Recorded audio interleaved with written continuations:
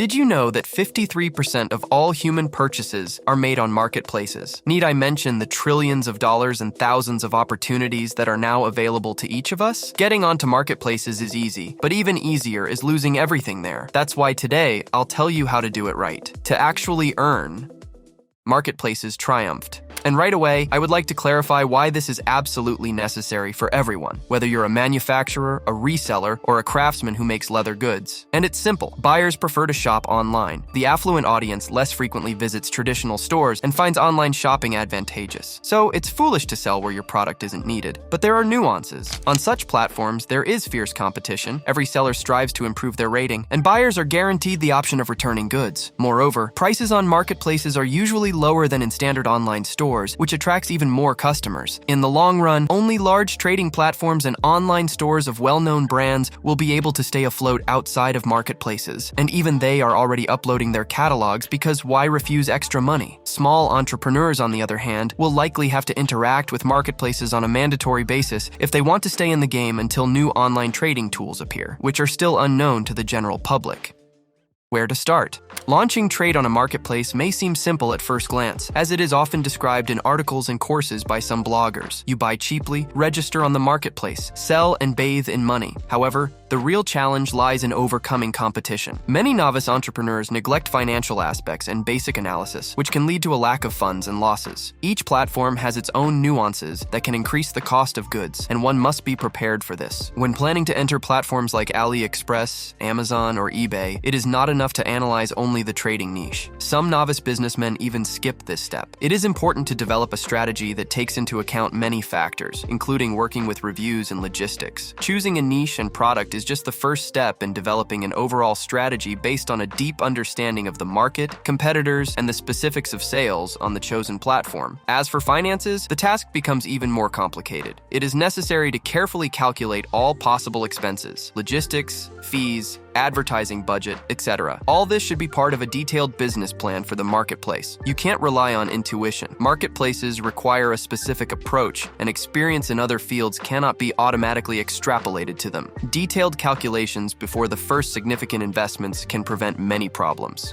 Market analysis and product selection. And here I advise you to understand that marketplaces are not new to the market, and over the years many tools have appeared for analyzing their operation and the actions of other participants. There's no need to reinvent the wheel. Some rush to buy Chinese trinkets like cases and cables without even checking if competitors are selling cheaper than your purchase price. Others, on the contrary, think that if they come out with a new unusual product, create a trend, and everything will be sold out in minutes. In reality, there have been thousands of such innovators who later dumped their remaining stock for pennies to avoid paying for storage. The worst thing is to try to grab everything at once. It's more promising to focus on 1 to 2 products that you understand best. If you are involved in manufacturing, you will be able to better control volume and cost. And if in resale, you will get a more pleasant purchase price if you don't scatter across the entire range. Your initial task is to understand what you can buy cheaper than competitors in your niche, but don't forget to add all expenses here. I'll delve into this further because many people believe that on marketplaces, sellers only pay a commission to the service, forgetting about logistics, defects, repurchases, and other nuances, which can add up to 120% to the price in some cases.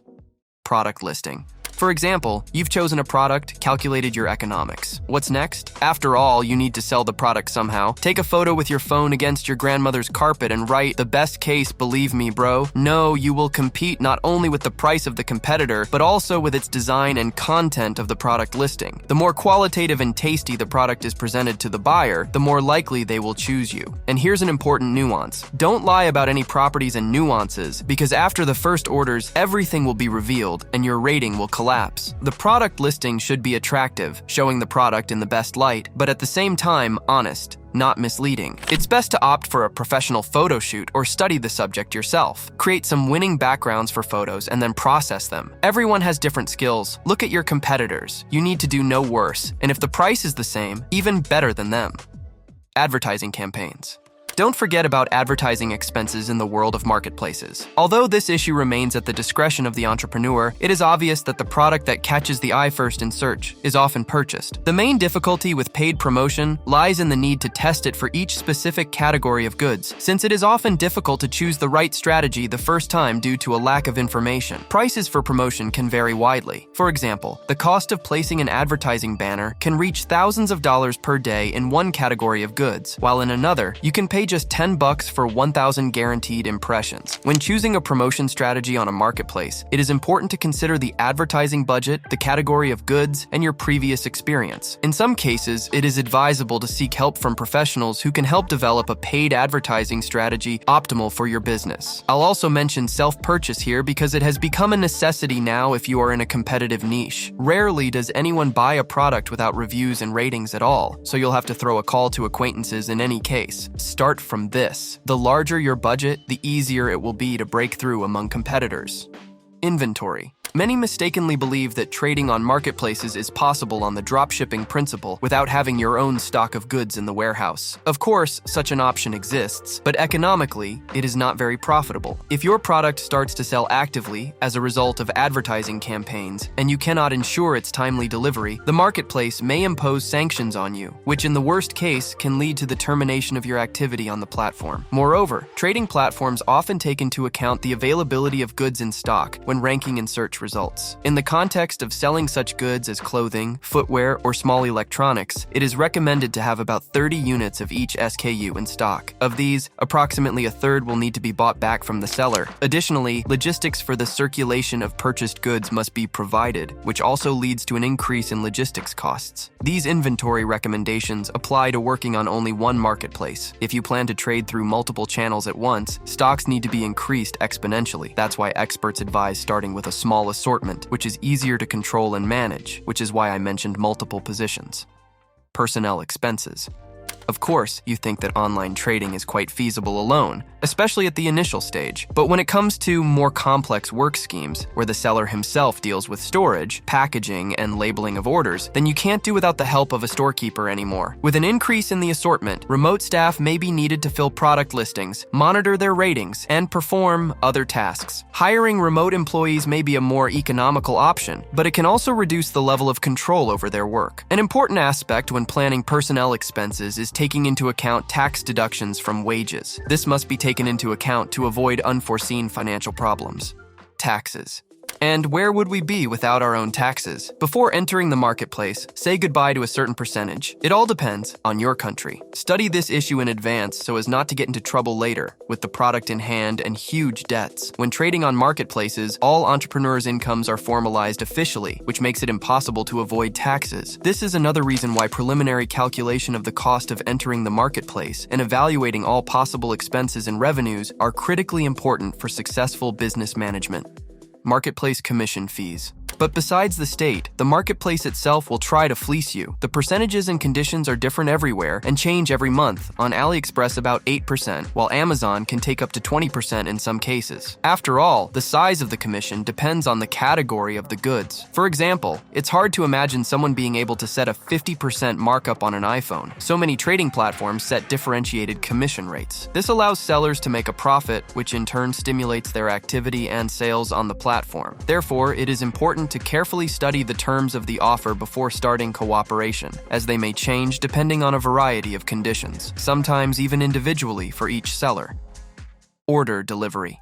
But let's say you've done all the calculations, found and purchased the goods. How to deliver them? When trading on marketplaces, many entrepreneurs prefer not to deal with delivery themselves, but to outsource this process. This is because marketplaces often set the cost of delivery at a level comparable to postal operator prices, making independent logistics management less profitable. It is also important to consider that marketplaces may charge a fee for returning goods to the warehouse, adding additional expenses for entrepreneurs. Therefore, it is important to find out all the rates and conditions related to delivery and returns in advance to properly include them in the business plan. This will help avoid unforeseen expenses and optimize the overall economy of the enterprise. Warehouse expenses. Don't forget about warehouse expenses, even after shipment. Some platforms include the cost of storing goods in the sales commission, while others require separate payment for storage. Usually, marketplaces offer a period of free storage, after which charges for each day of the goods' stay in the warehouse begin. Although the cost of storing small items may seem insignificant, over time it can accumulate and make up a significant portion of the product's cost, causing your economics to simply crumble. That's why some sellers are willing to give away goods for free just to avoid paying for storage. If sales volumes are low and income from trading does not cover warehouse maintenance costs and warehouse keeper salary, it may be more rational to use marketplace services for storage and order fulfillment. This will reduce operational expenses and focus efforts on increasing sales and managing inventory. Therefore, it is important to carefully consider the warehouse question in advance. Returns, processing, and reviews. But even after the first sales, don't relax. Unclaimed goods are part of the reality of remote trading, so it is important to include expenses for reverse delivery in the business plan in advance. Trading platforms often set separate rates for return delivery, return processing, and relisting goods in the warehouse. Despite this, marketplaces usually refund the sales commission in case of returning the goods. To minimize returns, it is useful to describe the products as accurately as possible and use high-quality photos, as I mentioned earlier. Once you sell more, you'll be overwhelmed with returns. Honesty helps buyers better understand what they are buying and reduces the likelihood of disappointment from the purchase. Stay in touch with buyers. Many issues can be resolved without negative reviews and returns by simply answering buyer questions on the product page and handling negative feedback.